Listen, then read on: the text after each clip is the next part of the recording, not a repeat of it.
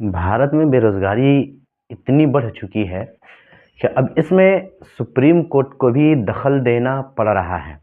जी, मैं ये खबर आपको बता रहा हूँ कि बीते मंगलवार को सुप्रीम कोर्ट ने एक फैसला सुनाते हुए ये भारत सरकार को ये पैगाम दिया, ये कहा कि आप सिर्फ और सिर्फ 5 किलो राशन ना दीजिए, बल्कि रोजगार के अवसर पैदा कीजिए ताकि युवाओं को रोजगार मिल सके। सिर्फ मुफ्त का राशन देने से कोई फायदा हमें नहीं होगा।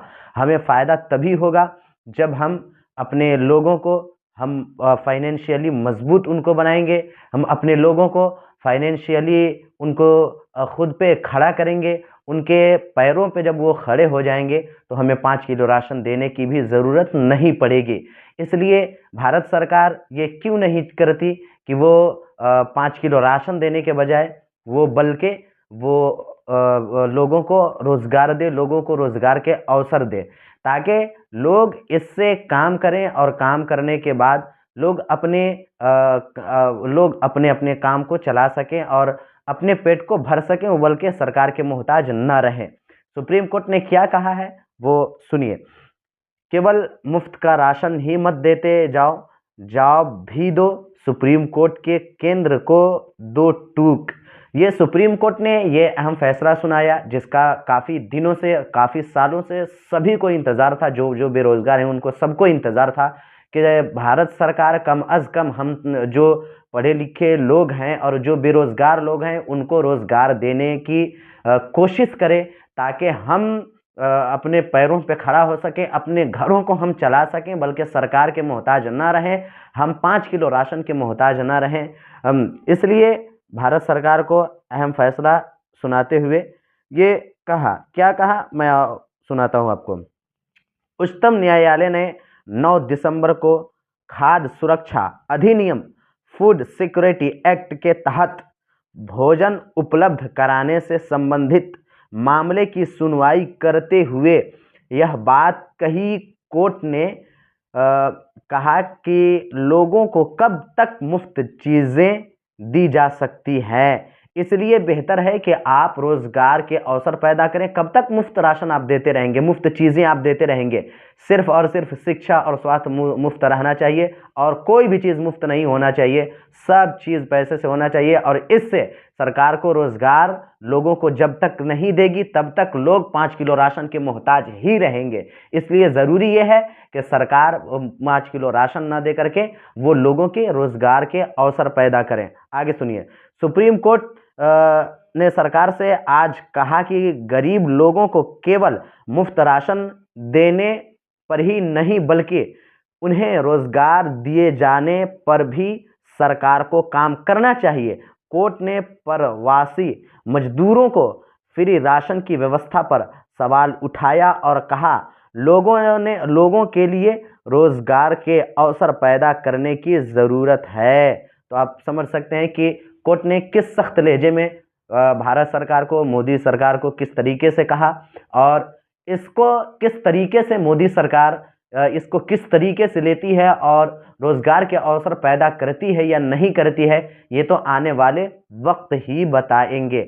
लेकिन एक और खबर की ओर चलते हैं, जो कि फतेहपुर से ये खबर निकल करके सामने आ रही है कि फतेहपुर की नूरी जामा मस्जिद, जो कि बताया जा रहा है तकरीबन 185 साल पुरानी नूरी जामा मस्जिद को ज़मींदोज़ कर दिया गया। क्या था मामला ये था कि वहाँ के जो कि कुछ हिस्से अतिक्रमण में, जो कि यूपी गवर्नमेंट का जो दावा था कि यहाँ की ये कुछ हिस्से ये अतिक्रमण में शामिल है, और उसके बाद उसको बुलडोज़र, हालांकि उस पर नोटिस दी गई थी तो लोगों ने ये कोर्ट में जा कर के ये याचिका दायर की थी, तो लोगों को कुछ वक्तों का टाइम मिला था, जो कि अभी वक्त पूरा नहीं हुआ था, अभी बाकी था। और बाकी होने के बावजूद भी वहाँ की सरकार और वहाँ की पुलिस 10 थानों की पुलिस को तैनात करके और वहाँ में बुलडोज़र चला करके और मस्जिद को ज़मींदोज़ कर दिया गया है, मस्जिद को तोड़ दिया गया है। और जो कुछ हिस्से नहीं अतिक्रमण में आते थे वो खबर ये भी आ रही है कि वो अभी महफूज हैं, जो अतिक्रमण में नहीं आते थे वो अभी महफूज हैं, और जो अतिक्रमण में आते थे उनको जमींदोज कर दिया गया है। फतेहपुर की 185 साल पुरानी नूरी जामा मस्जिद पर क्यों गरजा बुलडोजर? यूपी के फतेहपुर में नूरी जामा मस्जिद पर मंगलवार को बुलडोजर चला दिया गया। पूरी कार्रवाई के दौरान आसमान में ड्रोन उड़ाकर फोटो व वीडियो भी बनवाए।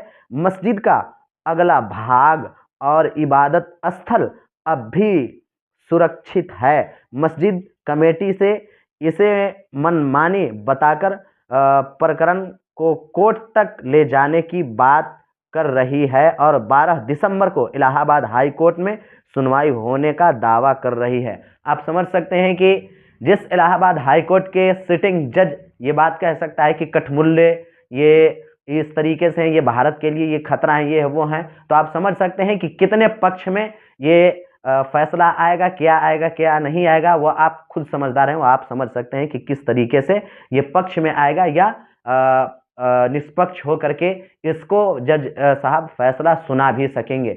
इसलिए कि जो सिटिंग जज ये बात कह सकता है कि ये कठमुल्ले ये देश के लिए घातक हैं, ये लोग देश को तबाह बर्बाद कर सकते हैं और ये देश बहुसंख्यक के हिसाब से चलना चाहिए, संविधान के हिसाब से नहीं चलना चाहिए, वो ये कहता है।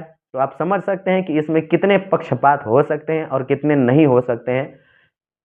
और जिस जज ने ये कहा उसको अभी तक खबर तो नहीं निकल करके आई है कि भारत सरकार चाहे CGI Sanjeev Khanna, chief justice of India Sanjeev Khanna ने कोई इस पर एक्शन लिया हो, लेकिन ज़रूर आने वाले टाइम में इस पर एक्शन लिया जाएगा और इनको बर्खास्त भी किया जा सकता है।